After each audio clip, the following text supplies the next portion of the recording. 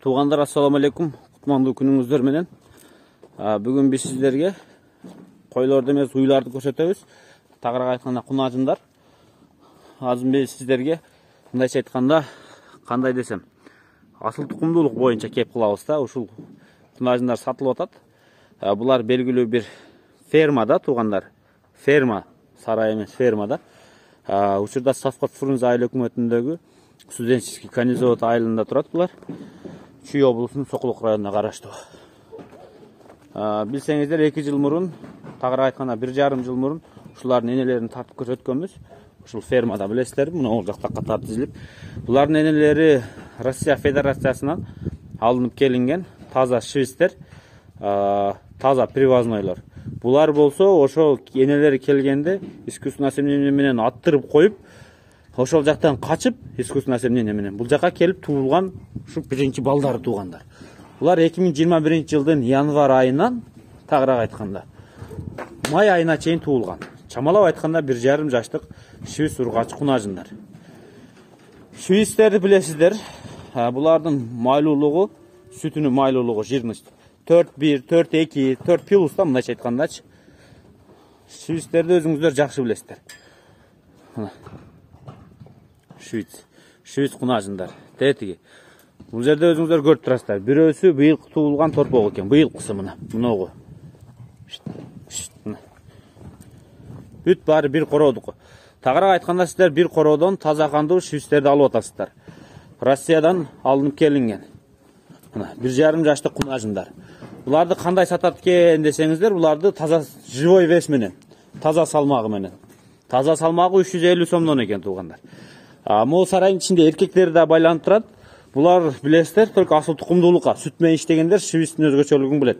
Жирный, булар эт жана сүт багытында салмакты да мыкты берет. Бирок букалары 2 жылдан кийин катуу салмак топтоп бере алат да. Аңгустарга окшоп, ушу 1 жаш 8 айында эле уже эт топтоо процесси буларда анчалык эмес. Бирок убага келгенде булар өтө чоң салмакты берет. Уйлары узун бойлуу. Анан булардын эң жакшы жагы биздин Кыргызстанга адаптациясы булардыкы өтө жакшы. Анткени булар живучий келет, тоопого жакшы. Мисалы Манбелиард, Галштина, өзүңүздөр билесиздер, биздин Кыргызстандын климатына айрыкча колдо, айыл жергесинде тоо тарапта кармаганга алар өтө ыңгайсыз.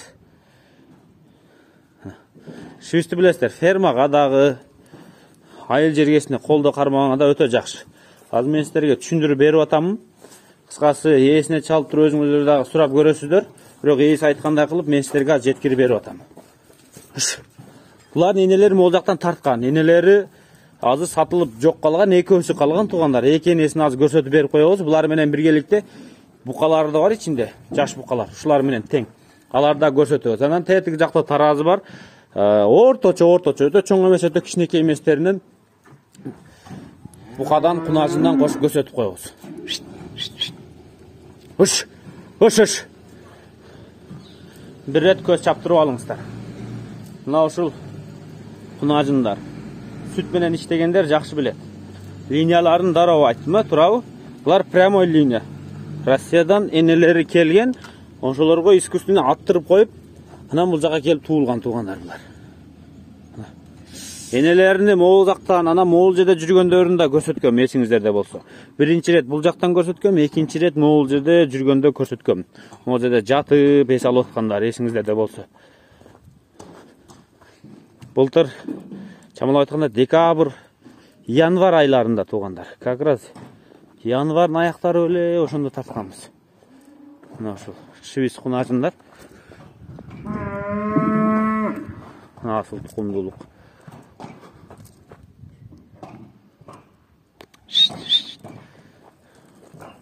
Жаккан болсо чалып байланыша бересиздер. Азыр букаларын көрсөтөйүн мен.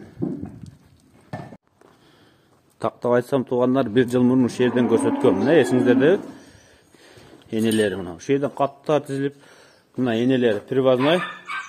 Ушулар кунажын убагында келген. Буюрса жанакылар ушундай болот экен да. Шудан кем эмес уйлар болот дейт. Булар деле тигилерден бир аз чоңураак убагында келген экен да. Тетиги мен азыр көрсөткөн кунажындардын таза салмак орточосун көрөсүздөр. Өзү стандарт боюнча 360 килограммдан өтсө, качырса боло берет. Ушуларды январь айларына апарып таза салмак ошого жесе качырып койсоңуздар боло берет да, ээс ошентип айтты. Да 1-2 ай кармап туруп качырып койсоңуздар болот. Мына ушулардын балдары туугандар. Ушулардын биринчи балдары. Мына ушул энелери. Таза швиц. Майлуулугу 4-1, 4-2 дейт. Энелери. Бул Монбелярд. Монбелярд бул эми Франциядан чыккан эт жана сүт багытындагы порода, кыскача кошумча айтып кетсем. Анан булар симменталдын улучшенный варианты. Эми баягы кой менен кыскача айтсам баягы есть исар курдючий направление. Тагыраак куйруктуу багыттагы койлордун улучшенный варианты азыр арашан болуп атпайбы? Ошо сыяктуу да Монбеляр швицте. Симменталдан. Так. Мына жерде мына букалары. Жалаң, mo kölöködө туруп караң көрүнүп атат. Караң, анан kölököдө турган мал карарат.